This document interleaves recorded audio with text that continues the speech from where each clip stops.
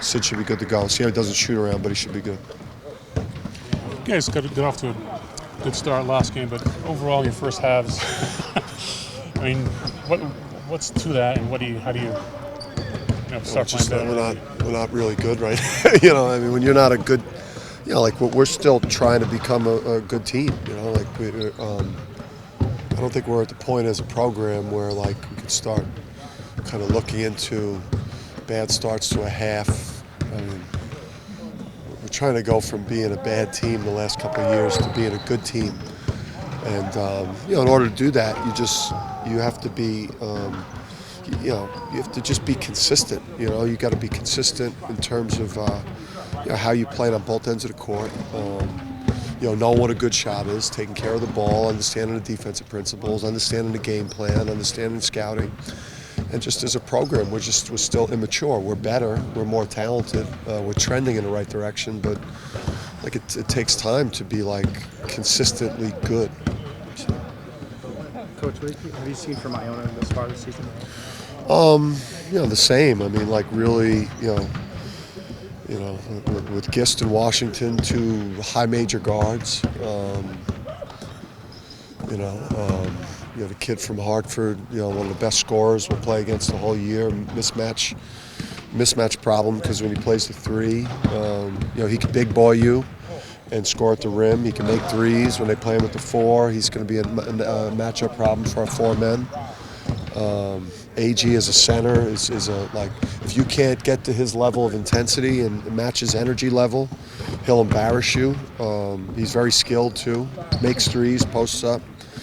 Iona's a really dangerous team, and the team preseason favorite to win their league and go back to the NCAA tournament. So, for me, it's like playing Buffalo. This is a Buffalo type of game for us, and we better be prepared for that type of an opponent tomorrow, or it'll be a long night. Do you think you're a better three-point shooting team that we've shown so far? If we take good ones, we are. If we continue, if we take bad ones, if we take early bad ones. And then we'll continue to have guys or team shooting numbers that aren't good. So I would say it's probably more disturbing what we're doing from two right now. And we watched every one of our misses at the rim and all the shots we missed versus Maine, and we had some really weak finishes at the rim. I mean, if you're going to go to the basket, man, when you play at UConn, you got to try to attack the front of the rim like you want to dunk the ball. And then if you draw help, you got to spray the ball somewhere. And hopefully that message will get across, because just our paint shots have been really weak. Just like Brendan did. Guards, bigs, everybody, not just the bigger guys, just across the board. Disappointing. I know you mentioned the other day you expect a lot of zone from Iona. Yeah, so they'll play some 2-3. They'll play, they'll play like a matchup where they switch everything. They'll give you a little bit of man, mixed in there. They'll also play some three-quarter court and some full court pressure. So, they go around 8 deep, and they'll try a variety of things, and they won't really, sometimes I think, I'm not sure. Sometimes it's like a mix of all three. I'm not. Sometimes I think they're. I don't know if they all the time know what they're in, but they mix the three defenses in. But kicking it out and hitting those open threes when you can get them, is that going to be a key thing? Yeah, I mean, listen, they played zone. Maine started the game in zone, and we scored 11 quick points. I just think it had more to do with the way we didn't finish at the rim. They had double-figure block shots against us. That should never happen, ever, when UConn plays anyone. So we got to attack the rim. We got to play with a lot more force on offense, and obviously against zone, we just got to find the right player to slip into the high post, the right amount of ball movement, guards getting into gaps, hitting the short corner, diving the foul line guy. I mean, there's zone. There's ways that you obviously got to attack it, and it's early in the season. We've got a long way to go to be good at a lot of things.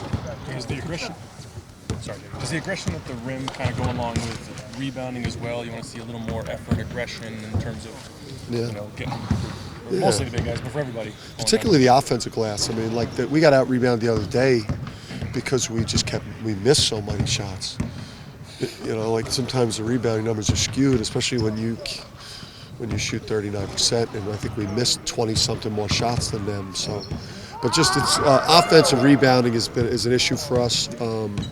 Sometimes because it's shot selection's bad, and no one gets the offensive glass because they can't believe somebody took a shot, or just you just playing with more force. Don't run to someone's back when a shot goes up. Swim, spin, get inside position. If a shot is taken on opposite side of the court, like trace the ball, anticipate where the ball's going to. So, got to get better that way.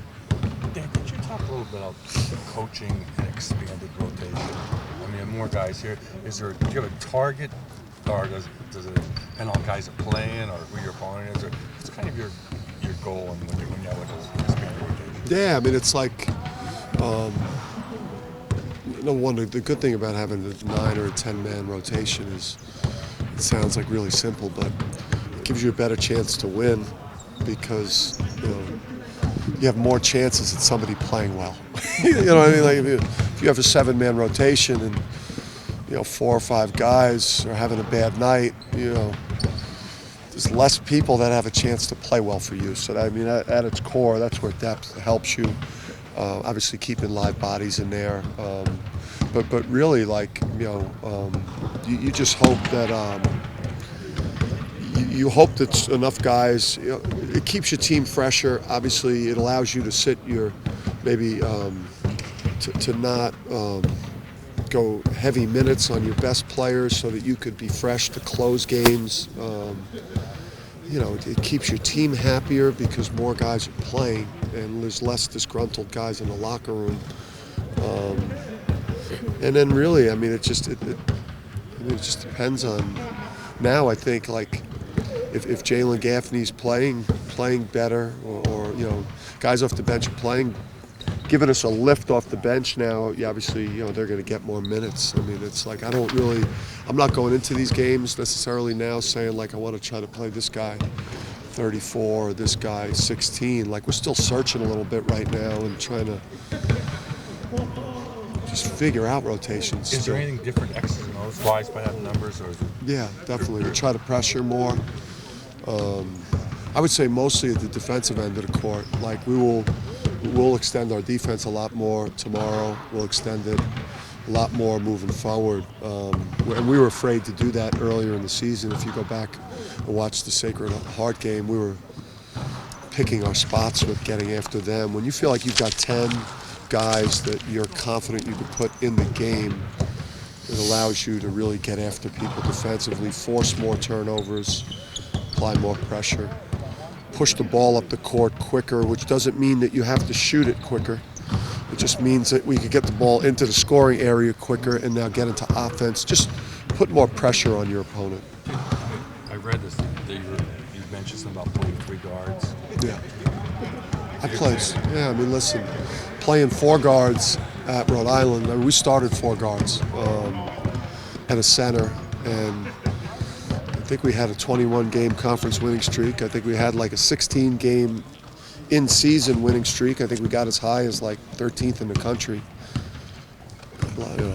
It's a guard game. It's a skill game. Obviously, you got to have bigs that can help you take it to the next level, but today's game has gone so much more positionless. Obviously you need a point guard on the court, but I love to have. I would throw 4 guys out on the perimeter around one big if they had really good positional size, 6'5", guys like Andre Jackson and Book Knight. I would play 4 guards if that gave us our best chance to win. So. Have you consciously kept Book Knight's minutes down these first few games, and could that increase going forward? His defense has kept his minutes down. The fact that that he wasn't available to us really to game plan, and and the fact that we have a deep team. If he played on last year's team, his probably minutes would have been a lot different at this point in the season. But you know, Christian and Al are, you know, we're not going to win if we don't have older players on the court leading, experienced players. You know, he's also too. Tyler and Brendan are, you know, really good play. I mean, we've got depth this year, so you know, obviously his minutes are going to go up as long as his defense continues to get better, and we just have more time with him. Yeah, Cook has been influencing a lot of games defensively. Do you see his offensive skills becoming more refined as this season goes on? Yeah, it will. I mean, the main game was a tough one for him. It was such a tough style of play. It kind of sucked the life out of him and didn't have the same energy level because it was just such a thinking game, especially the defensive end. It's just such a rare opponent. But yeah, I mean, I just think, listen, the team, it's a work in progress. He's helped change our whole defensive identity, and his energy level is the main reason of all the new guys. Cook is the main reason why we're trending in the right direction, because of the energy level he plays with and how he's allowed our defense to get better just with his length and he's a game changer at that end of the court. So, you know, as a cutter, as a three-point shooter, as guys find him in transition, and while he's cutting, he'll be a double-figure scorer, and he'll get you close to 3 blocks a game, and he'll get you north of 6 rebounds. I just think what's most impressive about him is the amount of minutes he's been able to play as such a young player, and at some point we're just going to have to start really paying attention to that, because you know, we're going to want him fresh at the end of the year. We don't want to bury him where he's hits the freshman wall in like February. Josh Carlton struggled to find, you know, true consistency. What do you need to see from him to sort of reach where the level that he was by the end of last season? We've spent so much time trying to get better defensively that I think a number of guys have struggled offensively. Just across the board, a lot of our veteran guys' numbers are down in terms of the field goal percentage, and that's because we've spent so much time trying to improve our defense and our team toughness. So, you know, Josh is, you know, we need Josh to be great. You know, we need him to finish better than he's been finishing, but he will. You know, Josh is a really good player, and you know, he's got to be. I think he's going to decide what he wants to do when he gets the ball around the basket. You know, like, are you going to be a brute and a physical guy, and initiate contact and finish through people's chins, or are you going to go up and try to be like a quick athletic finisher? I think he's got to be more of a brute, physical beast down there, and that's what we've been emphasizing with him. So hopefully, you know, Josh gives us what he could give us tomorrow night, better finishing. But he's one of a number of people that aren't finishing well at the basket. It's not exclusive to him. And then just Sid is okay. He's in the play. Yeah, he's good. Sid looked good today. He went live, no restrictions in practice. He had a good day yesterday, and he's moving well. And like, we could have used him against Maine, and we're excited because this will be an athletic, fast-paced, very aggressive game. So it's a good game for Sid tomorrow. Do you hope it's a self-fulfilling prophecy, or are you trying to predict the meltdown tomorrow? I sent my tweet out. I sent my tweet out. You know, this is a team that's been to the NCAA tournament 6 of the last 8 years, and it's going to be a Buffalo type of game. And when it's all said and done at the end of the year, if we hope to play, you know, in the NCAA or the NIT tournament and get a chance to do something like that, obviously wins versus conference favorites. You know, likely NCAA tournament wins are really great ones to get. So, you know, as a coach, hopefully I've pressed all the right buttons to have us emotionally and mentally ready to play. We need the students tomorrow big time. We need our crowd to come out, because this is a very good team that we're playing. That's going to, at the end of the year, a win versus them is going to look a lot better, because you know, that they're the best team in their league. And teams that win at home, you know, like in Atlantic 10, VCU and the Daytons, the teams that win at home consistently have really good crowds. At Rhode Island, we had to obviously win first to get that type of home court advantage. But Yeah, we need. This is the last game. We don't play here for a while. The last time that we played here was Liddy. I think it's Liddy sitting here. It was Liddy in here the last time we played, so we got to have a great crowd tomorrow. That'll help us be ready to play. Everyone's got to do their part. Obviously, the players and I have the biggest part, but everyone's got to try to do their part.